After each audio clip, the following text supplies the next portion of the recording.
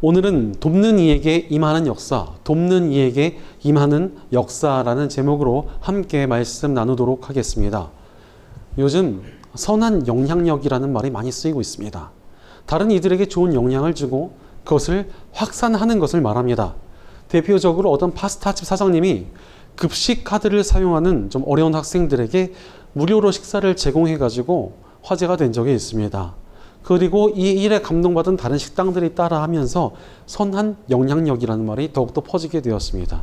그러면서 요즘에 많은 사람들이 선한 영향력을 주는 사람이 되겠다 이런 말을 하고 다니고 또 그런 각오를 자신의 SNS나 카톡 프로필에 적어 놓기도 합니다. 그런데 원래 이 선한 영향력이라는 말은 교회 안에서나 목사님들 설교에서 굉장히 많이 쓰였던 말입니다. 제가 신학교 처음 다니는 한 2005년에도 그런 설교를 하시던 분들이 계셨습니다. 그런데 이제는 교회에도 그런 말을 쓰긴 쓰지만 세상이 그 말을 훨씬 더 많이 쓰고 있는 것 같습니다. 마치 교회가 세상에 선한 영향력이라는 말을 빼앗겨 버린 것처럼 돼버렸습니다. 그렇다면 교회는 왜 이렇게 선한 영향력이라는 말을 세상에 빼앗겨 버렸습니까? 그것은 우리 크리스천들이 선한 영향력을 주며 살지 못했기 때문에 그렇습니다. 그렇다면 우리가 선한 영향력을 주지 못한 이유가 무엇입니까? 바로 선한 영향력을 나타내려면 실천이 필요한데 우리가 이 실천에 너무나도 약했기 때문이었습니다. 제가 예전에 교회에 다니고 있을 때 전교회였는데 그 교회에서 어떤 집사님이 한 분 계셨습니다. 근데 이분이 말로는 한국 교회는 어찌해야 되고 또 우리 교회는 어떻게 해야 되고 말은 굉장히 정의로워 보이는 분이 계셨습니다. 그런데 이분이 한국 교회를 바르게 만들고 교회를 온전히 만들기 위해서 무엇인가를 했느냐면 아무것도 하지 않았습니다. 또한 봉사나 헌신도 하질 않지만 봉사하는 사람들이 있으면 가가지고 훈수를 주면서 그거 그렇게 하면 안 된다. 왜 이렇게 머리가 안 돌아가냐. 또 하나님의 일은 그렇게 하는 거 아니다. 교회 일은 그런 거 아니다. 이러면서 말로 참견을 되게 많이 했습니다. 그분은 자신이 선지자나 된 것처럼 선한 영향을 준다고 착각을 하고 있었지만 현실은 처참했습니다. 그분 때문에 교회를 옮기신 분도 있고 저분 때문에 내 신앙이 흔들린다라고 말하는 분들까지 계셨습니다. 그런데 교회마다 정도의 차이만 있을 뿐 이런 분들이 적지 않습니다. 말로는 너무나 좋은 크리스천인데 누군가를 도우려 나서질 않습니다. 어떤 일을 헌신하지 않습니다.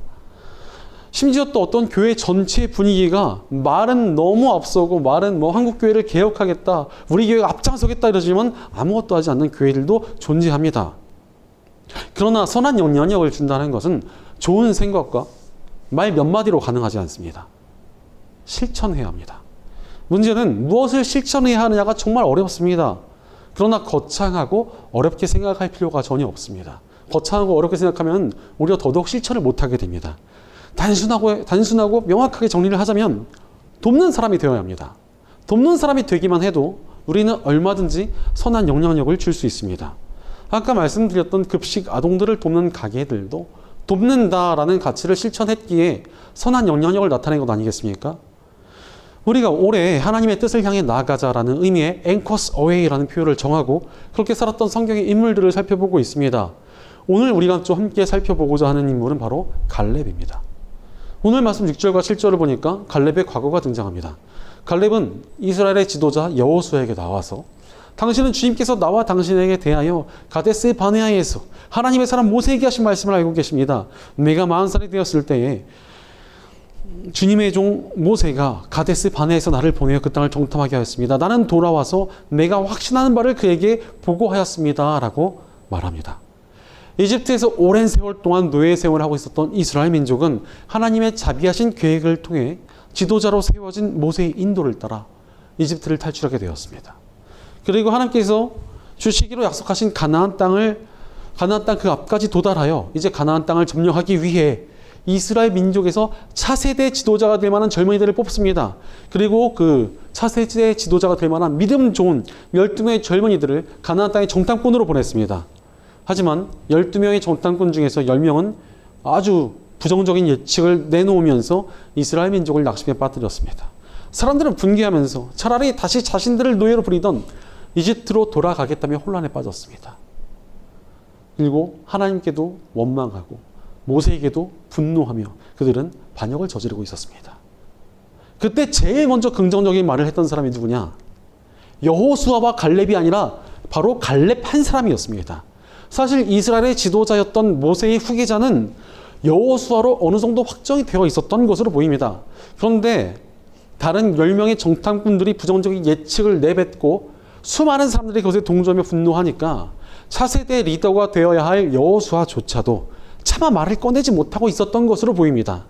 사실 수십만의 사람들이 소리를 지르면서 분노를 하고 있는데 거기서 어떻게 여러분 하나님을 믿으면 됩니다라고 외칠 수 있었겠습니까? 그러나 갈렙은 지금 그때가 바로 자신이 그를 도와야 될 때라는 것을 알았습니다. 차세대 리더인 여호수아를 세워야 될 때라고 분명히 알고 자기가 제일 먼저 용기를 내서 그 땅을 점령할 수 있습니다 라며 백성들을 달랬습니다. 그 덕에 여호수아도 용기를 내어 믿음으로 긍정적인 소망을 함께 외칠 수 있었습니다. 바로 갈렙의 돕는 모습이 있었기 때문에 낙심하여 분노하던 백성들을 거슬러 여호수아도 희망을 외칠 수가 있었던 것입니다. 그러니 우리도 선한 영향력을 나타내며 쓰임받으려면 돕는 사람이 되어야 합니다. 다른 이들을 돕는 선한 모습이 있어야만 우리를 통해 믿음의 역사가 나타날 수 있기 때문입니다. 그럼에도 불구하고 많은 크리스천들이 도우려 하질 않습니다. 왜 그렇습니까? 실제로 누군가를 돕기 위해 행동한다는 것은 쉽지 않습니다. 누군가를 돕기 위해 행동하려면 귀찮음과 번거로움을 감수해야만 합니다. 내가 돕는 만큼 또 내가 가진 것을 잃을 것 같다라는 생각도 듭니다. 이렇게 손해본다는 마음이 들 때 누군가를 돕는 게 쉽지 않습니다. 그래서 많은 사람들이 직접 누군가를 돕는 대신 말로 때우고 좋은 마음을 가졌으니까 됐다 이러고 자기 합리화를 하는 것입니다. 물론 내가 손해를 보면서까지 누군가를 돕는다는 것은 정말 쉽지 않은 문제입니다. 하지만 누군가를 돕는다는 것은 정말 중요한 가치입니다. 오늘 말씀 8절을 보니까 나와 함께 올라갔던 나의 형제들은 백성을 낙심시켰지만 나는 주 나의 하나님을 충성스럽게 따랐습니다 라고 갈렙은 말합니다. 갈렙이 하나님을 향한 믿음을 지키고 소망을 이야기하며 하나님의 일을 함께 해나가는 동역자 여호수아를 도운 것이 하나님을 향한 충성이었다는 것입니다. 바로 우리가 다른 영혼들을 돕는 것, 그것이 바로 하나님을 향한 충성이라는 것입니다. 실제로 성경은 우리에게 다른 영혼들을 잘 섬기라고 하셨습니다. 그들에게 구제를 베풀고 전도하라고 하셨습니다. 종합해보자면 다른 이들을 도우라는 뜻이지 않습니까? 무엇보다도 우리가 믿는 십자가 복음이 무엇입니까? 예수님께서 우리를 돕기 위해 이 땅에 오셨다는 것입니다. 죄를 지음으로써 죄의 노예가 되어 고통스러워하던 인류의 연약함을 아시고 우리를 구해주시며 도우시려고 예수님께서 기꺼이 십자가를 지셨습니다. 그 십자가를 믿는 자들마다 구원을 얻었습니다. 이것이 얼마나 큰 도움입니까? 게다가 예수님께서는 구원받은 우리를 한 몸으로 삼아주셨습니다. 예수님의 십자가 복음을 믿은 우리는 예수님과 또 다른 형제 자매들과 한 몸이 된 것입니다. 그런데 우리 예수님께서는 우리의 연약함을 도우시기 위해 이 땅에 오시지 않으셨습니까? 그런데 이제 우리가 예수님과 한 몸이 되었습니다. 어찌 살아야 되겠습니까? 그분과 함께 다른 연약한 사람들을 도와야 된다는 것입니다. 또한 우리가 예수님을 우리의 구원자이자 주님으로 믿겠다고 할 때 성령 하나님께서 우리 안에 오셔서 우리와 동행을 시작해 주십니다. 우리와 함께 주신 성령님께서 지혜와 능력과 은사를 우리에게 부어주시며 우리를 도와주십니다. 그런데 성령님께서 우리에게 지혜와 능력과 은사를 주시는 이유에 대해서 성경은 공동의 유익을 위한 것이다 라고 말씀하십니다. 바로 누군가를 돕게 하기 위해 하나님께서 능력과 지혜를 주셨다는 것입니다. 그러니 돕는다는 것은 우리 크리스천들에게 있어서 너무나 중요한 가치라고 할 수 있습니다. 게다가 우리 하나님께서는 다른 이들을 도와주는 삶을 사는 이들을 가만히 두지 않으십니다. 오늘 본문 9절을 보니 모세가 그날 네가 주 나의 하나님께 충성하였으므로 너의 발로 밟는 땅이 영원히 너와 네 자손의 유산이 될 것이다 하고 맹세하였습니다라고 말씀하십니다. 갈렙이 하나님을 믿는 믿음을 굳게 지키며 여호수아를 돕자 하나님께서는 모세를 통해서 갈렙을 축복하게 하십니다. 무려 갈렙이 밟는 모든 땅을 유산으로 주시겠다고 하셨습니다. 바로 우리 하나님께서는 돕는 삶을 살아가는 이들의 삶에 복을 주십니다. 그러니 우리가 남을 돕다가 손해를 볼까봐, 내 것을 잃어버릴까봐 두려워할 필요가 없습니다. 하나님께서 그 모든 것을 다 알아주시고 훨씬 더 좋은 것으로 갚아주실 것이기 때문입니다. 그러니 우리는 어찌 살아야 되겠습니까? 담대하게 돕는 사람이 되어야 합니다. 이어서 10절 말씀에 이제 보십시오. 주님께서 모세에게 이를 말씀하신 때로부터 이스라엘 백성이 광야에서 생활하며 45해를 지내는 동안 주님께서 약속하신 대로 나를 살아남게 하셨습니다. 보십시오. 이제 나는 85살이 되었습니다. 라고 갈렙은 말합니다. 갈렙이 정탐꾼으로 갔을 때 나이가 40이었는데 이제 85세의 노인이 된 갈렙이 나서게 되었습니다. 왜 갈렙이 노년의 나이에 이렇게 나서게 되었습니까? 가나안 땅에 진입한 여호수아는 이스라엘 민족을 이끌고 그 땅을 점령해 나갔습니다. 하지만 이제 여호수아는 나이가 들었고 이스라엘 백성들은 전쟁에 지쳤으며 땅을 점령할 의지도 약해졌습니다. 심지어 여호수아가 속해 있던 에브라임 지파는 자신들에게 더 좋은 땅을 더 많이 달라며 떼를 쓰기까지 합니다. 이리저리 불만이 터져 나오고 약속의 땅을 점령해 나가겠다는 의지가 흔들리던 위기의 때 노년의 갈렙이 나서게 된 것입니다. 갈렙은 가나안 땅에 들어온 이스라엘 사람들 중에서 가장 나이가 많은 사람 중 한 명이었으며 믿음의 영웅이었고 이스라엘에서 가장 강력한 유다 지파의 지도자였습니다. 엄청난 영향력과 힘을 가진 그 사람이 늙은 몸을 이끌고 내가 앞장서서 싸우겠다며 나섰고 겸손한 모습으로 또한 리더인 여호수아를 따르는 모습을 보여준 것입니다. 전쟁에 대한 의지를 잃고 불만만 가졌던 이스라엘 민족이 이 모습을 보고 얼마나 부끄럽게 여겼겠습니까? 약속의 땅을 점령하겠다는 의지가 다시 한번 불타올랐을 것입니다. 바로 갈렙은 다시 한번 여호수아를 그리고 이스라엘 백성들을 도왔습니다. 이어서 11절 말씀을 보면 모세가 나를 정탐꾼으로 보낼 때와 같이 나는 오늘도 여전히 건강하며 그때와 마찬가지로 지금도 힘이 넘쳐서 전쟁하러 나가는 데나 출입하는 데 아무런 불편이 없습니다. 라고 갈렙은 외칩니다.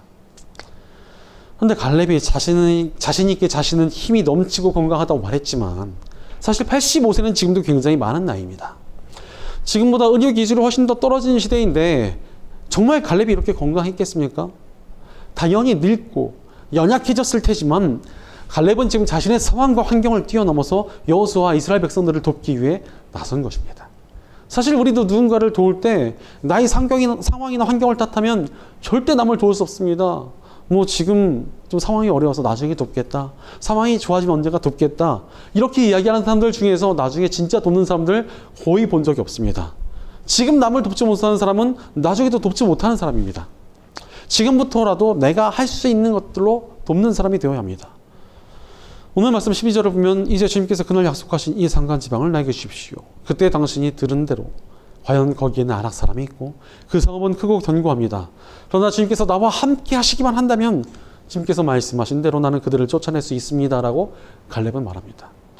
갈렙은 나이가 든 노인이 되었지만 자신에게 있는 것으로 여호수아와 이스라엘 백성들을 도왔습니다.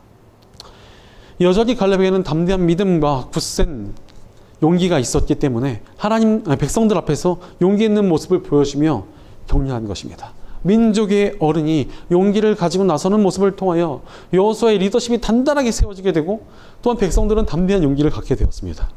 자신에게 있는 것들로 다른 이들을 도운 것입니다. 우리도 마찬가지입니다. 우리에게 있는 것으로 얼마든지 남을 도울 수 있습니다. 사실 아무리 힘들다고 해도 사람들은 다들 남을 도울 수 있는 조그만 힘은 있습니다. 몇 년 전에 84세, 나이도 더 비슷하죠. 85세, 84세. 이 84세의 김길날 할머니의 이야기가 화제가 된 적이 있습니다. 몸이 불편하셔서 보행기가 없으면 제대로 걷지도 못하시는 또 돈도 많이 가지고 계시지 않은 가난한 할머니께서 새벽마다 나가가지고 폐지를 주러 다니시는 것이었습니다.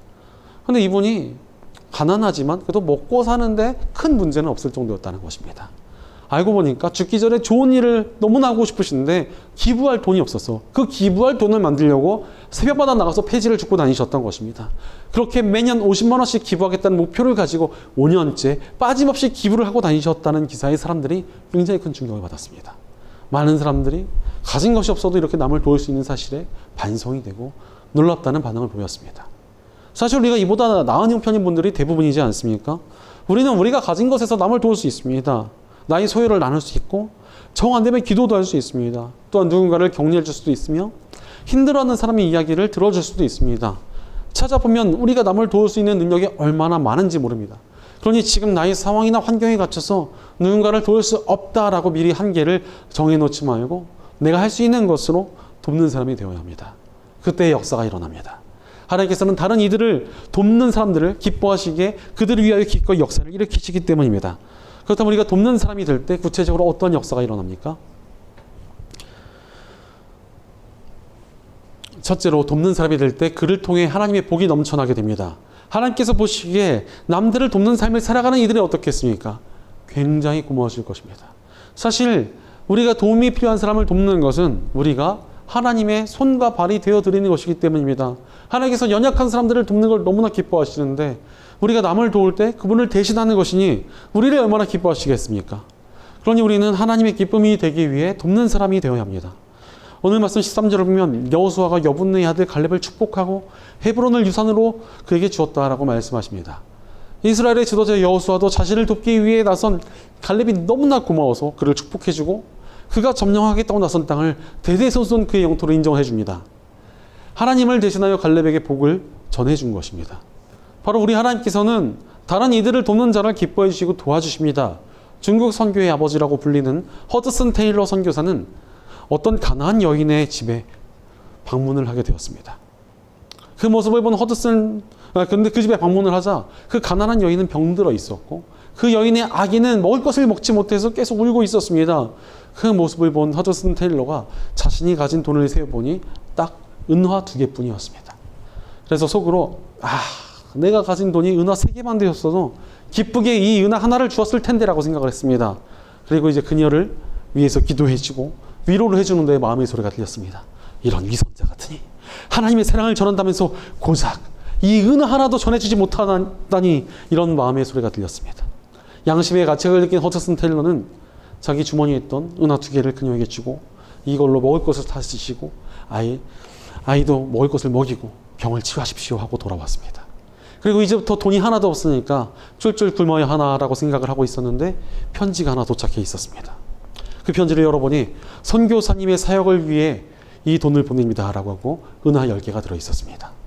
그것을 보고 허드슨 테일러는 가난한 사람에게 은혜를 베푸는 것은 주님께 구워드리는 것이다. 주님께서 그 선행을 넉넉히 갚아주신다라는 잠언 말씀을 떠올렸습니다. 우리 하나님께서는 어려운 이들을 돕는 사람들의 삶을 책임져 주십니다. 실제로 쪼잔하게 구는 사람의 인생은 늘 어려운데 베푸는 사람의 삶은 희한하게도 잘 풀리는 것을 보게 됩니다. 신앙안에서는 더더욱 그렇습니다. 제 주변의 크리스천들 중에서 베푸기를 좋아하고 다른 이들이 어려울 때면 발벗고 나서서 도와주는 사람들의 삶을 보면 잘 풀리는 것을 보게 됩니다. 그런데 자기는 돕지 않으면서 항상 남들에게 도와달라고 하고 얻어먹는 것만 좋아하던 사람들은 대부분 잘 되지 않습니다. 심지어 직업이 나쁘지 않은데도 맨날 남들에게 도움을 구하고 돕지 않는 사람들은 빚지거나 돈이 있어도 삶이 꼬여 있습니다. 사실 돕지 못하는 분들의 삶을 자세히 보면 직장에 가도 남을 돕지 못하게 협업이 안 됩니다. 또 관계도 잘 맺지 못하니까 삶이 점점 어려워지는 것입니다. 하지만 잘 돕는 사람은 누구나 그를 좋아하지 않습니까? 그러니 그런 분들의 삶이 잘 풀리는 것이 아닌가 싶습니다. 하지만 무엇보다도 하나님께서 그 삶을 너무나 좋아하십니다. 하나님의 손과 발이 되어 연약한 이들을 도우시니 얼마나 그 사람이 기쁘시겠습니까? 그러니 삶의 복이 임하고 하나님의 역사가 나타나는 것입니다. 그러므로 우리는 돕는 사람이 되어야 합니다. 우리가 돕는 사람이 될 때 하나님께서 우리 삶의 복과 은혜와 능력을 가득 부어주시는 놀라운 역사가 반드시 나타나게 되어 있습니다. 하나님 안에서 돕는 사람이 되어 하나님께서 주시는 복과 은혜를 누리며 아름다운 인생을 살아가는 저와 여러분 되시기를 간절히 축원합니다.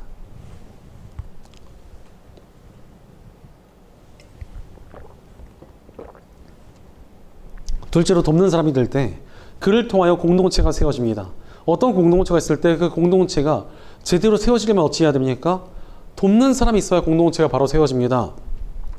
서로 이기적으로 굴며 도움이 필요한 사람들을 본체 만취한다면 그 공동체는 유지되지 않습니다. 오늘 본문 14절에 헤브론은 그니스 사람 여분네 아들 갈렙의 유산이 되어 오늘날까지 이른다. 그것은 그가 주 이스라엘의 하나님을 충성스럽게 따랐기 때문이다 라고 말씀하십니다. 갈렙은 이스라엘과 지도자 여호수아를 돕기 위해 나섰습니다. 그 덕에 이스라엘 민족은 전쟁을 피하려던 나태한 마음을 버리고 다시 하나님을 위한 싸움을 감당하기 위해 나서게 되었을 것입니다. 특히 갈렙이 점령한 이 땅의 이름에 큰 의미가 있습니다. 갈렙이 점령한 땅을 헤브론이라고 이름을 붙였는데 헤브론이라는 뜻은 친구, 교제, 연합, 동맹이라는 의미가 있습니다. 바로 돕는 사람 갈렙을 통해 이스라엘 사람들의 마음이 하나로 연합되었다는 것을 보여주고 있는 것입니다. 실제로 이렇게 돕는 사람이 있어야 공동체가 단단해집니다. 목회자 혼자 아무리 애써봐야 공동체는 절대 세워지지 않습니다. 우리 한 사람 한 사람이 돕는 사람이 될 때 공동체가 세워지고 연합이 될 수 있습니다. 제가 전에 있던 교회에서 중고등학생들을 맡은 적이 있습니다. 첫 사역지라 정말 몸이 바스러지도록 뛰었지만 딱히 뭐가 잘 되진 않았습니다. 그러다가 좀 위기를 맞이하게 되고 많은 기도와 고민 끝에 그나마 좀 싹이 보이는 애들을 뽑아서 찬양단을 만들어 보자 이렇게 계획을 했습니다. 또 실력은 부족했지만 찬양단에 속한 아이들이 다른 학생들을 돕는 이들로 세워졌습니다. 그리고 나서 중고등부 공동체가 위기를 극복하고 부흥을 이루었습니다. 정말 즐겁게 예배하고 행복하게 교제하며 공동체를 세워갔습니다. 사실 찬양보다도 다른 이들을 돕는 것이 정말 능력이었다고 생각합니다. 벌써 그것을 나온 지가 10년이 넘었는데 그때 자라는 학생들이 청년이 되어서 그때가 그립고 너무 행복했다며 연락이 오고 찾아오기도 합니다. 심지어 지금 우리 다운 공동체에 속하고 싶다고 찾아온 귀한 청년들도 있습니다. 바로 돕는 이들이 많아질 때만 공동체가 자라나게 되어 있습니다. 그런데 교회 공동체가 자라나는 것을 하나님께서 어찌 보시겠습니까? 하나님께서 너무나 기뻐하시고 복 주실 일 아니겠습니까? 그러니 우리는 공동체를 세우기 위해 복된 사람이 되어야 합니다. 우리가 돕는 사람이 되어 공동체를 온전히 세워나갈 때 하나님께서 우리 삶에 복 주시고 은혜와 능력을 베풀어 주시는 선한 역사가 나타나게 되어 있습니다. 공동체를 세우는 돕는 사람이 되어 하나님께서 주시는 복과 은혜를 누리며 아름다운 인생을 살아가는 저와 여러분 되시기를 간절히 축원합니다. 셋째로 돕는 사람이 될 때 그를 통해 새로운 시대가 열려집니다. 요즘 한국 교회가 어렵다, 위기다란 말이 참 많이 들립니다. 이런 이야기가 왜 나옵니까? 서로 도우려하지 않아서 그렇습니다. 교회끼리 연합하지 않고 도우려하지 않습니다. 크리스천들에게 돕고 살아야 되는데 다른 교회, 다른 교단이면 견제합니다. 어떤 종교는 자기랑 같은 종교라고 그 종교 사람들이 운영하는 식당 그런 데만 찾아가는데 기독교인들은 저 사람 교회 다니네? 저 사람 내가 혹시 전도할 수 없으니까 안 가야지? 이러고 가지를 않습니다. 그런데 전도도 안 합니다. 세상은 반기독교적인 가치를 들고 교회들을 공격하고 있는데 교회와 크리스천들은 서로 돕지 않고 연합하지 않습니다. 그러니 속수무책으로 당하고 있는 것입니다. 그러나 우리가 서로 돕기 시작할 때 이 위기를 극복해낼 수 있습니다. 오늘 본문 15절을 보면 헤브론의 옛 이름은 기랏 야르바였는데 아르바는 아낙 사람 가운데서 가장 위대한 인물이었다. 드디어 그 땅에 평화가 깃들었다라고 말씀하십니다. 헤브론은 사실 가나안 땅을 불법 점거하고 있던 아낙 사람들의 영웅인 아르바의 이름을 따서 기랏 아르바라 불리던 곳이었습니다. 강하고 영향력이 있는 적들이 그 땅을 점령하고 있었던 것입니다. 그러나 그들은 갈렙과 유다 지파를 통해서 점령을 당하게 됩니다. 돕는 자 갈렙을 통해서 강력한 적들을 패배하고 연합이라는 이름을 가진 새로운 땅으로 변화되었으며 평화가 임하고 새로운 미래가 열려졌습니다. 게다가 갈렙은 미래를 위해 살아가는 것을 멈추지 않습니다. 갈렙은 자신의 딸을 용감한 전사인 온니엘과 결혼시키고 좋은 땅을 유산으로 물려줍니다. 미래 세대를 적극적으로 도와준 것입니다. 그 덕에 온니엘은 이스라엘의 또 다른 지도자가 되어 백성들을 승리로 이끌었습니다. 이스라엘을 구해낸 새로운 지도자가 탄생한 것입니다. 도우니까 승리가 나타나고 새로운 시대가 열려지며 새로운 리더가 세워졌습니다. 실제로 교회들도요, 미래가 있는 교회와 미래가 없는 교회의 특징이 있는 것 같습니다. 젊은 청년들이 으쌰으쌰 이러면서 뭔가 하면은 도와주기는커녕 안익 뽑게 보면서 훈수두는 어른들이 잔뜩 있는 교회들은 규모가 커도 미래가 굉장히 어둡습니다. 실제로 어떤 교회는 작년 교인이 500명인데 청년이 20명밖에 안 남았습니다. 이 교회 젊은이들이 뭐라도 하려고 하면 훈수를 두는 사람들이 너무나 많아가지고 다들 다른 교회를 가거나 신앙을 아예 떠나버린 것입니다. 반대로 미래가 밝은 교회는 청년들이 모이면은 간식 사주고 예산도 지원해주자고 그러고 응원해주고 칭찬해줍니다. 이런 교회들은 대부분 성장하고 부흥을 경험합니다. 그런데 응원하고 도와주시는 분들이 볼 때 청년들의 행동이나 모습이 다 마음에 들겠습니까? 마음에 안 들 것입니다. 그래도 미래를 보면서 마음에 안 드는 부분이 있어도 미래를 바라보며 도우니 부흥과 성장이 나타나는 것입니다. 마찬가지로 한국교회도 서로 마음에 들지 않는 부분들을 넘어서 서로 도울 때 부흥이 오지 않겠습니까? 우리 공동체도 서로 돕는 공동체가 되길 바랍니다. 지금 우리 다운교회가 갑자기 새로운 인원들이 들어서 서로 좀 어색한 부분들이 있습니다. 서로 좀 안 맞는 부분도 있고 서로 좀 안 통하는 부분도 있고 쟤는 왜 저럴까 하는 부분도 있을 수 있습니다.